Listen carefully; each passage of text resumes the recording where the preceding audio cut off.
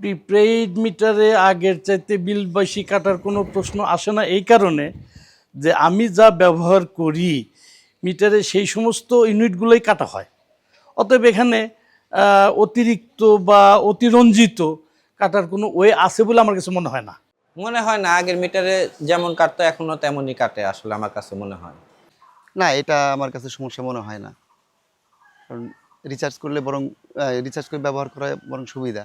আগে আমরা যখন পোস্টপেডে বিল দিতাম তখন এককালীন হয়তো ৩০-৪০ হাজার ৫০ হাজার টাকা বিল আসতো, দিতে কষ্ট হতো। এখন ৫ হাজার লাগলে আমি ৫ হাজার রিচার্জ করছি, ১০ হাজার লাগলে ১০ হাজার রিচার্জ করছি, এটা বরং সুবিধা। পোস্টপেড মিটারে যখন বিল দেওয়া লাগতো ৫০-৬০ হাজার ৭০ হাজার টাকা, ধরেন টাকা নাই, টাকা শর্ট পড়ে যেত, ওইটা বিল দিতে গেলে তখন ডেট পার হয়ে যেত, 5% জরিমানা দিতে হতো, যেটা মানে এই মিটারে তো আর লাগছে না। আমি মিটারে রিচার্জ করলে ইউজ করছি, রিচার্জ না করলে ইউজ করছি না। প্রতি সপ্তাহে বা সপ্তাহে সপ্তাহে ২ দিন, মানে আমার যখন প্রয়োজন যতটুকু বা সাধ্য যতটুকু ততটুকু আমি রিচার্জ করছি, এতে মানে সুবিধা। এটা আমাদের কাছে এখন অনেক সুবিধার আছে, কারণ আমরা যে কোনো সময় আশেপাশে দোকান থেকে টাকা রিচার্জ করে মোবাইলে বিকাশ অথবা নগদের মাধ্যমে সাথে সাথে কোথাও যাইতেও হয় না আমাদের, আমরা ঘরে বসে এটা রিচার্জ করতে পারি। এটা আমাদের জন্য অনেক সুবিধার একটা ব্যাপার। এখানে হিডেন চার্জ আমরা তো সার্ভারের মাধ্যমে দেখতেও পারি যে কত টাকা আমরা পাই, কত টাকার ডিমান্ড চার্জ কাটে, সবই তো দেখা যায় আর কি। হিডেন চার্জ বলতে তেমন কোনো কিছু আমার চোখে পড়ে না।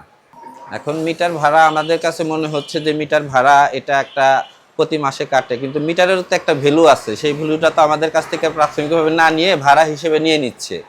এটা প্রাথমিকভাবে হয়তো কিছু টাকা যায়, কিন্তু মিটারটা কিনে নিতে আমাদের অনেক টাকা লাগতো, সেটা কিন্তু আমাদের একসাথে লাগতেছে না। এটা তো ডিমান্ড চার্জ কাটে একটা, তারপরে আপনার ভ্যাট কাটে, সরকারি ভ্যাট আছে।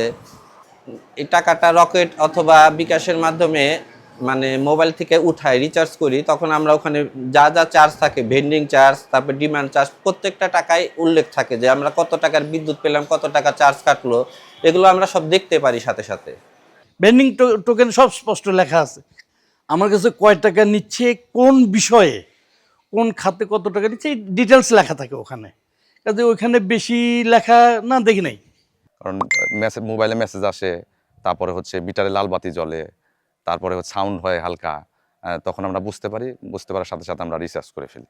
জি, আমার মোবাইলে এসএমএস চলে আসে, অটোমেটিক্যালি এসএমএস চলে আসে, মিটারে লাইটে আমরা দেখতে পারি এখন টাকার পরিমাণটা অনেক কমে গেছে।